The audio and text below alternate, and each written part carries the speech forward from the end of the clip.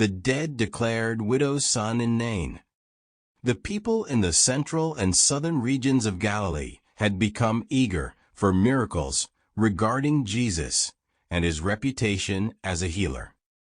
Hundreds of sincere people suffering from mere nervous ailments and emotional disturbances came to Jesus and then returned home to tell their friends that meeting Jesus had healed them.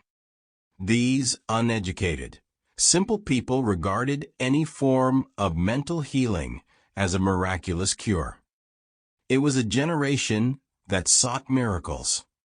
When Jesus left Cana to travel to Nain, a large crowd of believers and curious onlookers followed him. They were eager to see miraculous and wondrous events, and they would not be disappointed.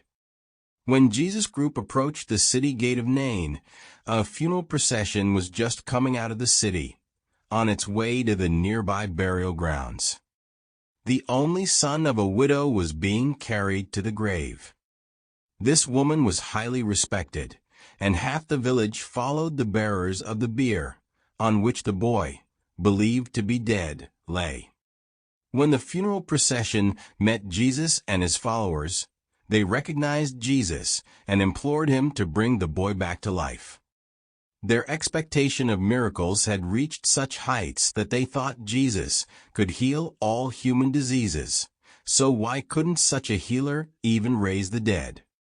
When such strong insistence was placed upon him, Jesus stepped forward, lifted the cover from the bier, and examined the boy.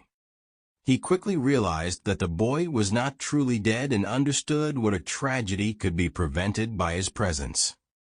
So, he turned to the mother and said, "Do not weep. Your son is not dead, he is asleep. You will have him back." Then he took the boy by the hand and said, "Wake up and rise." And the boy, who was thought to be dead, immediately sat up and began to speak, and Jesus sent them back home. Jesus tried to calm the crowd and vainly attempted to explain that the boy had not been truly dead, that he had not brought him back from the grave, but it was to no avail. His followers and the entire village of Nain were in the highest state of emotional excitement. Many were seized with fear, others panicked, while still others began to pray and lament over their sins.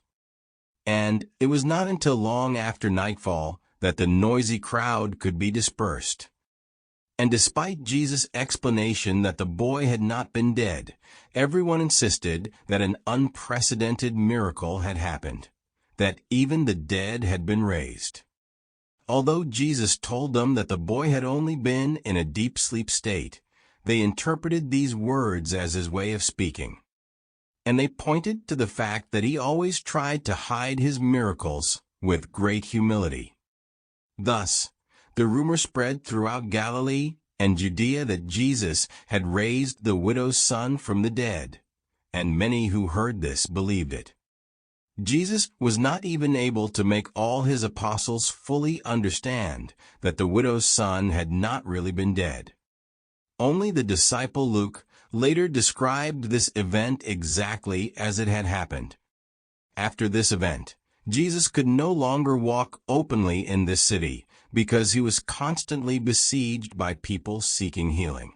So he left early the next morning in secret. After they had rested for 2 days, Jesus decided that they should end the first missionary journey through Galilee.